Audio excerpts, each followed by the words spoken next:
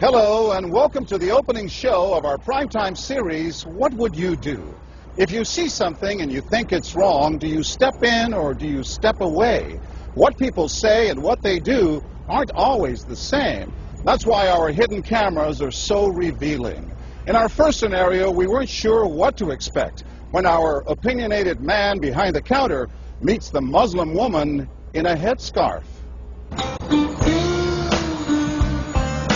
Deep in the heart of Texas, at this little roadside bakery, bigotry is being served with the coffee and bacon. Sir, I had a question. No, ma'am. We don't serve Muslims here. I'm sorry? This is America. We're at war with your people. I don't know what you think I am. I'm just trying to get an apple. Well, you're a terrorist is what you are. So... Excuse me? You got to take your business elsewhere. We don't serve your kind here. The other customers at this bakery near Waco seem to hear everything, but they barely look at the Muslim woman, even when the language is tough to take. Get back on the camel and go back wherever you came from. Sir, I'm an American. I was born and raised in the country. No, you're not. Americans don't wear towels on their head. Muslim Americans say these are words they hear all the time in all parts of the country. But here at the bakery, what the customers don't know is that this Muslim woman and the man behind the counter are actors. The bakery is working with us, all part of a primetime hidden camera experiment on prejudice and patriotism. Please take your business elsewhere. Am I asking too much? When no one even tries to help her, she makes a direct appeal. Sir, would you mind ordering me an apple strudel? That's why I'm here. I can give you the money. I have no problem. That's not a problem with me. Please no, sir. I'm not going to let you have it. But when he gives her the cold shoulder, she finally just leaves. You could have helped her out. You could have spoken up. Why not? Me speak up for her? Well, if he tried to do some harm to her or something, then I would have. But why not try to set him straight? I really think that a person that owns his own business should be able to say who they sell to. She's not American. Others seem to agree with our actor as to who's an American and who's not. Is it all based on the way we look? I'm an American citizen. I just would like an apple strudel, please. Well, I'm sorry. Then why don't you dress like an American? You're so American. This is for religious purposes, sir, and I don't think you have any right to say anything. So I'm religious. I don't wear, Halloween costumes around. I mean, am I wrong here, sir? Not me. I run my business the way I want to run. That's right. Don't come in here without shoes and skirt on. This customer is adamant that the man behind the counter is doing the right thing. I'm ready for you. But the fact is, it's against the law to deny service to someone based on their race or religion. My name is John Quinones, and I'm with ABC News. What did you think of what you heard here? I didn't hear anything racist. He told her he wouldn't serve her. Well, he can say he wouldn't serve you if you come in here barefooted without a shirt on. But she wasn't barefoot or without a shirt on. Well, she wasn't dressed right. What do you mean? If I was running the place, I'd do the same thing. You wouldn't let Muslims shop at your store? I sure wouldn't. We never expected customers to be so candid. How do I know you don't have a bomb in there? Watch what happens this time when, once again, our Muslim woman is denied service. This is not right. And again leaves. We reserve the right to not serve. That's right. That's right. That's, I appreciate saying that. I think that's the first time I've ever seen that. He not only commends the man behind the counter for his discriminatory behavior, but he gives him the thumbs up, not once, but twice, Good job. All right. as he leaves. Sir, can I talk to you, sir, for a second? But when I approach, Sir, we're with ABC News. there is no thumbs up for me. We staged a little experiment in there to see how people would react to that kind of attitude. You're not an American. I am an American.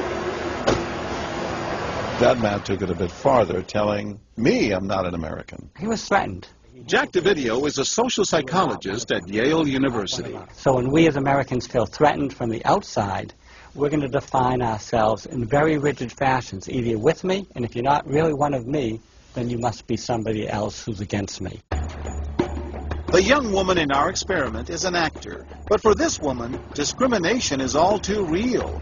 Nahaya Javed helped us design our experiment. Although born in Chicago, she says she's constantly characterized by fellow Americans as the enemy.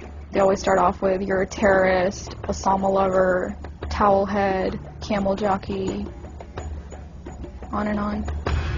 While attending college in Texas, she says she continually suffered verbal abuse and has even been physically attacked just because she's Muslim. They assume I'm not from here, and if I tell them I'm American, they're like, no, you're not.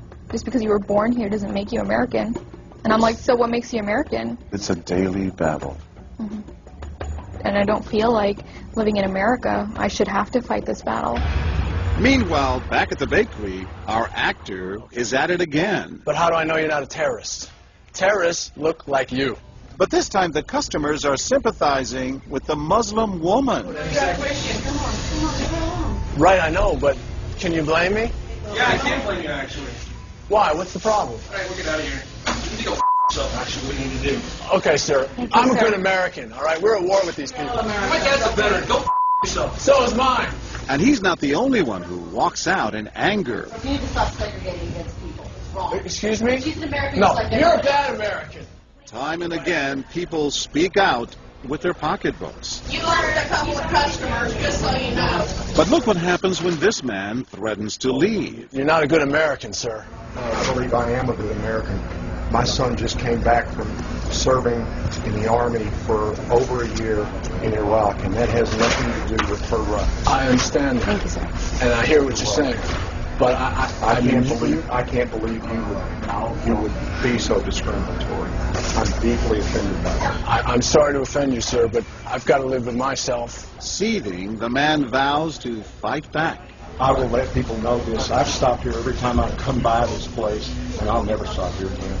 Why did folks get so upset? They saw an injustice. It's justice that binds us together. It's justice that makes us a society. Any threat to that kind of sense of justice and fairness undermines the entire system. You're really not going to serve her? No, I'm not. Perhaps that's why more customers are outraged by our actor's hateful behavior than approve of it. You're not dressed like an American. I don't But know no one is more persistent than these two young women who can't believe what they're hearing. Take your jihad, take it back out to the parking lot. Excuse me?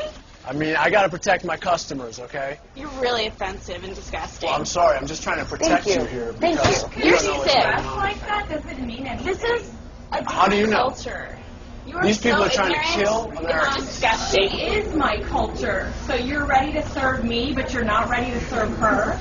You're obviously dressed like an American. Big deal. She's Muslim. And unlike the others, they don't just leave in anger. They stand their ground. So you're going to regulate what people wear? Yes, because I believe Are you the the degree of... manager? No, I'm not the manager. Can I speak to your manager? I'm John Quinones with ABC News. It's only when we catch up with our heroines that they finally let their guards down. I'm with my friend who's, Muslim, and it's, I've just seen how people treat them differently. And it really hurts me. Just watching them stand up for what they believe in touches Professor DeVideo. In a way, they defended America. And I was impressed by that, because they wanted this to be a just society, a just place, a just bakery. I'm John Quinones. And remember this man whose son served in Iraq? He's also moved to tears. Every person deserves to be treated with respect and dignity. No matter how In they're every dressed. situation, no matter how they're dressed. Never have we seen reactions so polarized, from a thumbs up for prejudice to an emphatic thumbs down. Go yourself. Two different Americas, both convinced they're patriotic. At the end of the day, 13 people stood up for the Muslim woman, while 6 sided with the clerk. But the majority of the bystanders, 22, did or said absolutely nothing.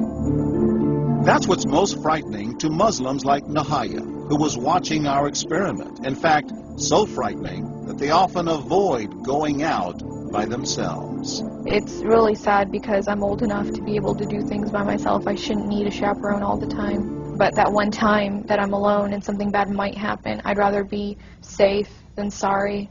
Hi, I'm Nahaya. It's no wonder this young woman was so moved by the people who came forward to protect a stranger who just happens to be Muslim. Thank you so much for what you did, and I wish more people would do these types of things. And I do too. It would make my life a lot easier. God go with you.